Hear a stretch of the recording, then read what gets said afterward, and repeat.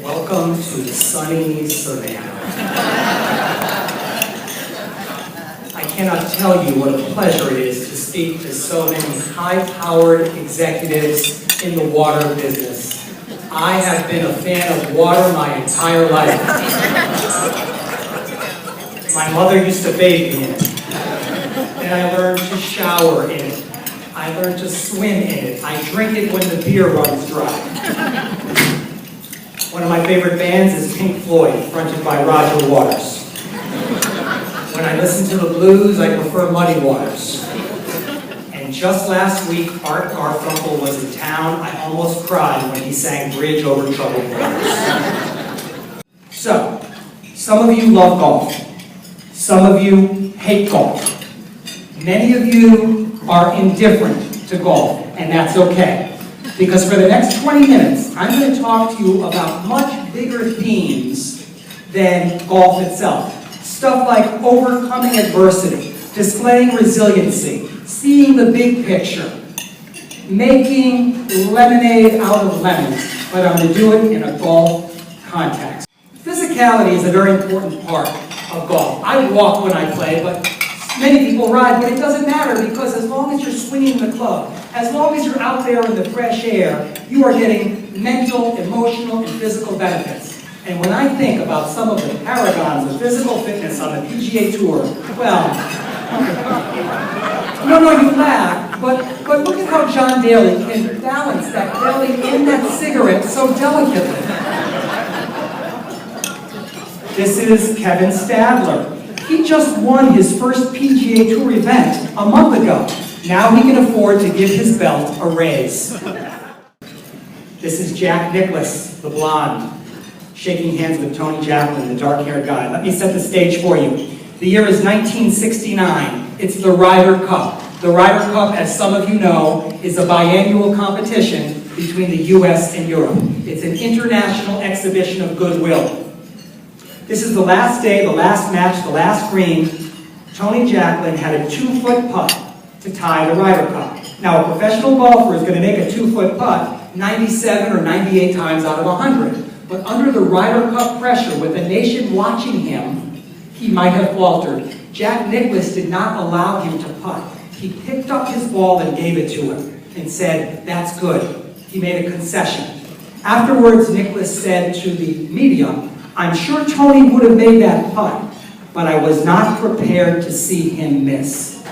So, never mind sportsmanship. Even though this is one of the greatest displays of sportsmanship in all of sports history, Jack Nicklaus shows us how to look at the big picture, right? All of us get caught up in the micro view and not the macro view. Jack Nicklaus realized, hey, a tie is just as good as a win. We're friendly nations. And he did not get bogged down trying to win. It's a lesson that we could all learn from.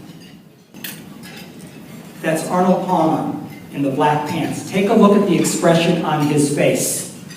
Arnold Palmer was at the top of the golf world in 1962, the king of the game. Jack Nicklaus, who he's shaking hands with, had never won a professional event until this day. It was a devastating loss. Look at the expression on Palmer's face as he congratulates Nicklaus. All of us are good winners. How gracious are you when you lose? Let's face it, we all lose more than we win. We're all disappointed more than we're elated. It's how we handle it that sets us apart. And that's what Arnold Palmer shows us right there. We play with the Mulligan Man. Any resemblance to a former president is strictly intentional. And we play with the non-playing wife. I've never seen a non-playing wife with a paperback, a Rubik's Cube, knitting needles, an iPhone. They just sit in the golf cart and stare at the scenery, stare at their husband. Now, I say this with a non-playing wife of my own, but she doesn't look like that. She looks like this. She'll be over at the book table later, selling books. Anyone who buys more than 2, she will teach how to do that handstand. Now, the problem with golf is that there are way too many non-playing wives and non-playing husbands. The game is shrinking, and that makes me teed off. Teed off is an acronym. The 7 deadly sins confronting the game, the time it takes to play, the expense of the game, the etiquette the game demands, the difficulty, and the other 3 are more of the last generation or so.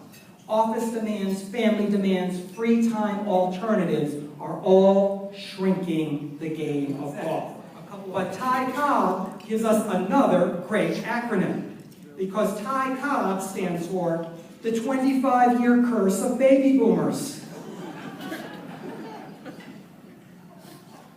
Raise your hand if you were born between 46 and 64.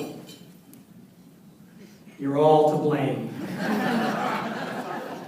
Of course the room is full of us. There's 75 million baby boomers. Baby boomers. Let me give you a snapshot of what's happening to the game. The good news is 3.5 million people tried golf for the first time in 2011. The bad news is 3.9 million people gave it up in 2011. I turned to my host, I said, Ernie, I'm so sorry. He gave me words of comfort I will take to my grave. He said, don't worry about it, kid.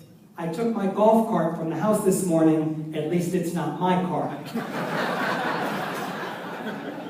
What is your name? He says, I'm Joe Bargman. I said, Joe Bargman? The executive editor of Maximum Golf magazine?